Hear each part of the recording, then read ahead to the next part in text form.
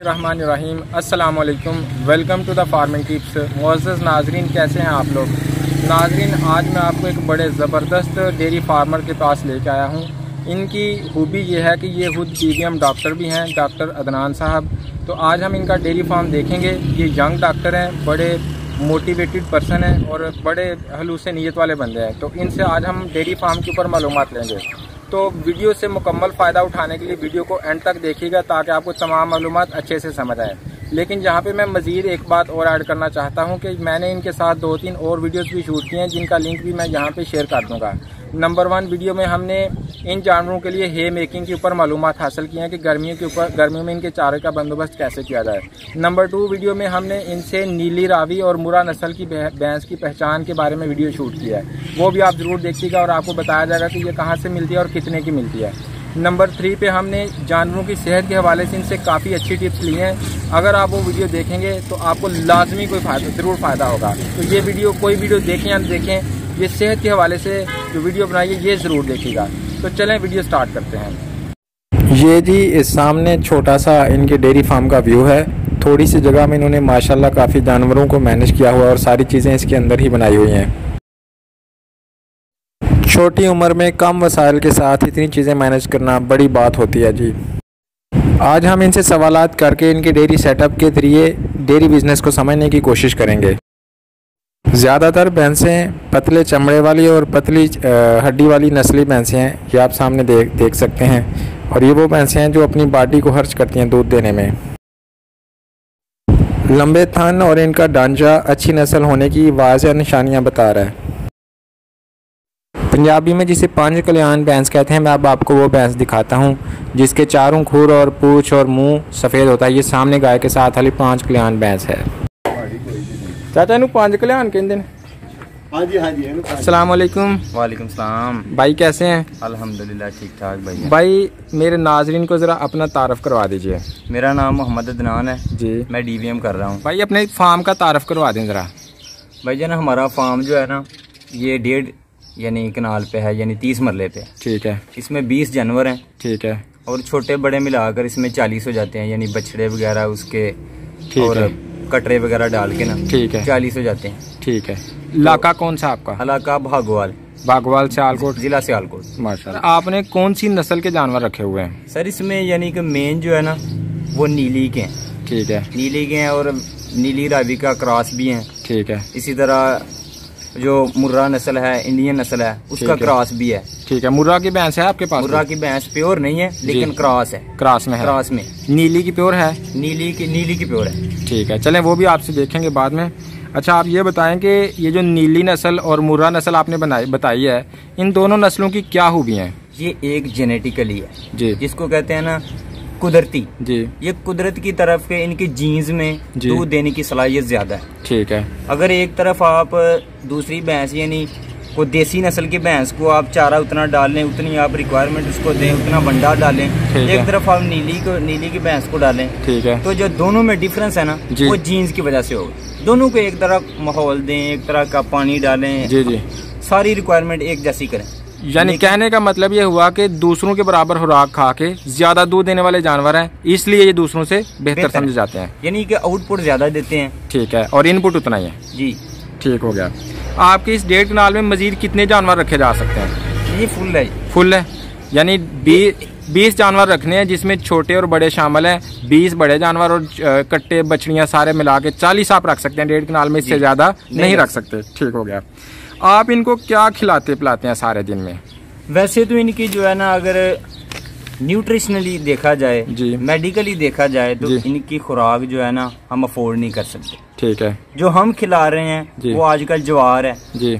ज्वार के साथ हम तूड़ी मिक्स करके डालते हैं। ठीक है। और साथ वंडा वगैरह यानी रोटियां हो गई, करा हो गया, इस तरह की चोकर वगैरह।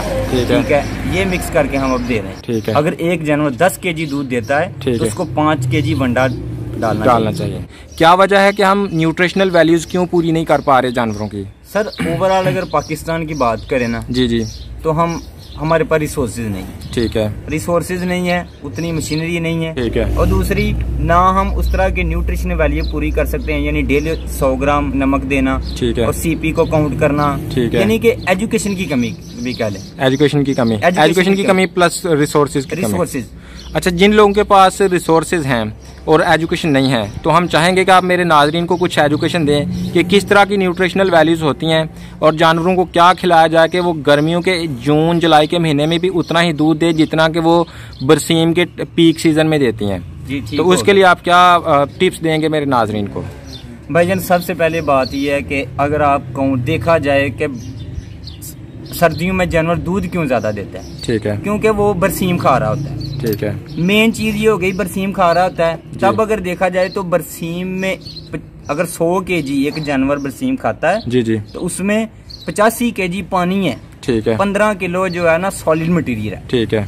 अगर आज हम वही फार्मूला अप्लाई करें, ठीक है, तो अगर हम जानवरों को 15 किलो तूड़ी दे रहे हैं, ठीक है, साथ ज्वार दे रहे हैं, वंडा दे रहे हैं, ठीक है, अगर हम जानवरों को 85 केजी पानी दे देना साथ, ठीक है, जिस तरह मर्जी दे दें, ठीक है, चाहे वो जिस तरह हम वो मिल्क शेक बना के पी रहे होते हैं, जामुन बना के पी रहे होते हैं, इस तरह अगर जानवर की हमें केयर करें ना, जी जी, जानवर को हम वंडे में पानी में दे दें, जी जी, तो जानवर डेफिनेटली जी जी सर्दियों जितना दूध देगा। ठीक हो सर, जानवरों की सुबह से लेकर शाम तक की रूटीन बता दीजिए अपने जानवरों की। रूटीन में सर ये बता रहे हैं कि हमने पहले चुवाई की, उसके बाद चारा डाल दिया, तूड़ी और ज्वार मिक्स करके डाल दी। ठीक है, ठीक है। उसके बाद हमने जो वंडा थोड़ा सा जितना भी डालना होता है, जी जी, यानी आप 2 टाइम भी वंडा डाल सकते हैं, 1 टाइम भी डाल सकते हैं। अगर दोनों टाइम डालना है फिर हम वंडा भी डाल देते हैं सुबह। ठीक है। उसके बाद हम जो है ना, जब वो चारा वगैरह खा लेते हैं, उसको हम फिर ये पीछे करके बांध देते हैं, यानी कंफर्ट जोन में बांध देते हैं। कंफर्ट जोन में बांध देते हैं। ठीक हो। उसके बाद जो है ना, उसके बाद उन्होंने रहना 3-4 बजे जो है ना, फिर हमने उसको चारा काटना है। ठीक है। चारा काटने के बाद फिर हमने जो है ना वो काट कूट के उसको जो है ना फिर उसकी नहलाई करनी है, नहलाना है जानवरों को। ठीक है। फिर यानी 1 बाय 1 करके, ठीक है, नहला के, ठीक है, उसके बाद जो है ना उसको चारा काट वगैरह खुली में डाल के, ठीक है, फिर चारा खिलाना है उसको। ठीक है। चारा खिलाने के बाद जब वो खा लेते हैं चारा, ठीक है, वंडा भी साथ ही डाल देना। ठीक है। डाल के फिर कुछ जानवर जो है जो बछड़े पे मिलते हैं, जी, जो जिनकी बछड़े पे जानवर पे देते हैं, कुछ के बछड़े नहीं है, ठीक है, उनको टीका वगैरह भी लगाना पड़ता है। ठीक हो गया। यही फिर चुवाई करने के बाद फिर वही है, जब वो सैर हो जाते हैं, यानी खा पी लेते हैं, जी जी, फिर उसको बाहर यानी कंफर्ट जोन में, यानी कच्ची जगह पे बांध देते हैं। ठीक है। तो यानी उसके बाद उनकी रूटीन खत्म। यही है रूटीन। अच्छा, क्या इस रूटीन में बेहतरी की कोई गुंजाइश है? जी, इसमें गुंजाइश ही गुंजाइश है। अगर कहा जाए ना कि अगर एक आइडियल तौर पे और इसको कंपैरिजन किया जाए, जी, तो ये एक रूटीन जिसको कहते हैं कि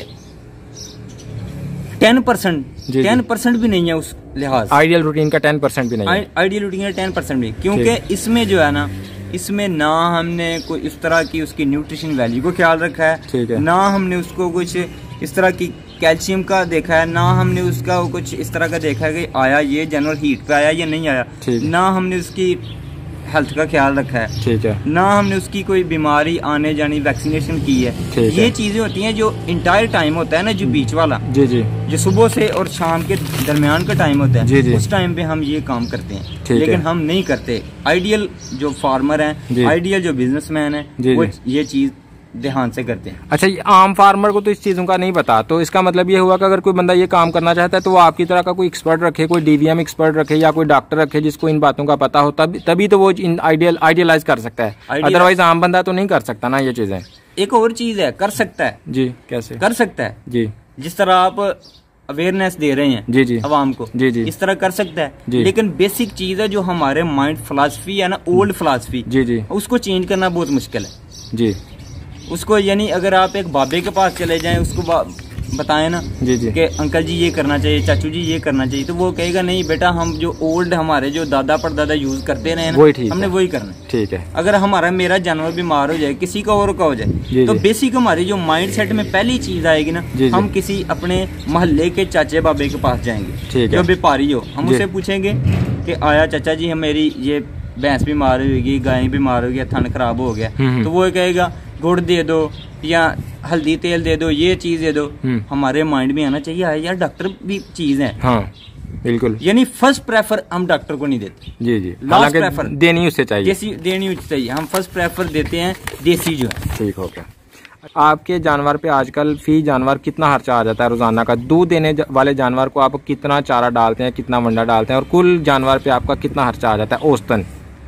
आज के जो गर्मियों के मौसम में जी खर्चा काफी आता है। मसलन अगर तो वो जानवर अच्छा है, अच्छी ब्रीड का है, ठीक है, अच्छी नस्ल का है, और है अभी उसने रिसेंटली बच्चा दिया हो, जी जी, यानी जिसको ताज़ा कहते हैं, जी जी, अगर तो वो ताज़ा, ये सारी चीज़ें मिला के तो फिर वो मालिक के लिए बेनिफिशियल है। अगर वो थोड़ा सा 4-5 महीने का बच्चा उसका अधकड़ हो गया जी जी, तो फिर वो बेनिफिशियल नहीं है, फिर वो नुकसान मुश्किल जो है ना वो उसकी अखराजात को पूरा करेगा। ठीक है। अगर एक जानवर आज के मौसम में 8 या 9 किलो केजी दूध दे रहा है तो मैं समझता हूँ वो जस्ट अपने जो अखराजा उस पे आ रहे हैं ना, फूड कास्ट हो गई, उसकी मुलाजम की तनख्वाह हो गई, तो उसको ही पूरा कर रहा है। ठीक है, वो मालिक को कोई नुकसान फायदा नहीं दे रहा। ठीक है। तो रोजाना का कोई एवरेज आपने निकाली हुई है कि फी जानवर कितना खर्चा आ जाता है? एवरेज जो है ना वो एवरेज डिपेंड करता है जानवर के मिल्क देने पे। अगर एक 10 केजी जानवर दूध देता है, 5 केजी तो वंडा हो गया। वंडा कितने का बन गया? वंडा बन गया 200 का वंडा बन गया। ठीक है, ये 5 केजी। ठीक है।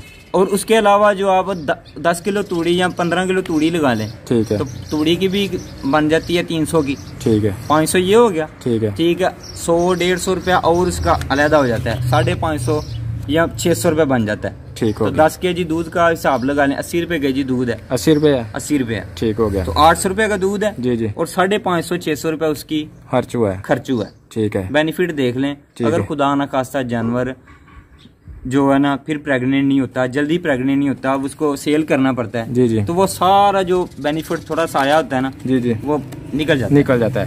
अच्छा सर, सर्दियों में 20 जानवरों से आप ज्यादा से ज्यादा कितने लीटर दूध सेल कर लेते हैं, और गर्मियों में ज्यादा से ज्यादा कितने लीटर दूध सेल कर लेते हैं, और पूरे साल की औसत क्या बनती है? जो मैक्सिमम हमारा जो दूध देने का टाइम होता है, मैक्सिमम जी जी, पीक लेवल हमारी जो औसत जाती है, हाँ जी हाँ जी, वो सर्दियों के मौसम में जाती है, ठीक है, जब बरसीम होता है। जी ठीक है। और आजकल के मौसम में तब जो है ना तकरीबन 4 मन के करीब भी, यानी 160 केजी, 160 केजी भी हमारा दूध ही जाता है। ठीक है। तो और आजकल जो है ना इतना ही है, यानी आजकल 4-5 जानवर नए भी डाले हैं, 8-9 लाख के जानवर, 4 जानवर लेके आए थे, ठीक है, तब भी जो है ना वो 110 केजी हो रहा है। 110 केजी हो रहा है। ठीक हो गया। अच्छा सर, ये आपने हमें इनकी इनपुट और आउटपुट की तफसीलात बता दी। अच्छा ये बताइए कि इन 20 जानवरों को जिसमें छोटे बड़े मिला के 40 बनते हैं, इनको रखने के लिए रोजाना की बुनियाद पे आपके पास कितने बंदे काम करने वाले होने चाहिए? इसके लिए 3 बंदे होने चाहिए, कम से कम 3 बंदे हों तो ये 40 जानवरों को वो मैनेज कर सकते हैं। ठीक हो गया। जानवरों की मार्केट कैसी होनी चाहिए, किस जगह पे ये जानवर रखे होने चाहिए कि इनकी प्रोडक्ट जैसे दूध या कट्टे या बछड़े आसानी से सेल हो सके? किन इलाकों में आपको डेयरी फार्म बनाना चाहिए? सिटी के करीब एरिया है, उधर हर चीज का जो है ना वो बेनिफिट मिलता है, गोश्त का भी बेनिफिट मिल जाता है, उसके बाद दूध महंगा बिक जाता है। ठीक है, ठीक है। अच्छा ये बताइए कि डेयरी फार्मिंग के कारोबार में कोई नुकसान का भी खतरा है? नुकसान का डेफिनेटली खतरा है। कैसे? वो इस तरह खतरा है कि अगर आप उसकी अच्छी तरह केयर नहीं करेंगे। ठीक है। अच्छा सर, मेरे नाजरीन में से अगर कोई बंदा कभी रहनुमाई के लिए या किसी भी हवाले से आपसे रब्ता करना चाहे तो क्या अपना नंबर कोई दे सकते हैं आप हमें? जी इंशाल्लाह, लिख लें नंबर। जी सर बोले, मैं नोट इसी में ऐड कर दूंगा। 0307 जी 32 जी 19 जी 840। बहुत शुक्रिया भाई, आपने हमें बड़ी बेशकीमत मालूमात दी, बहुत शुक्रिया।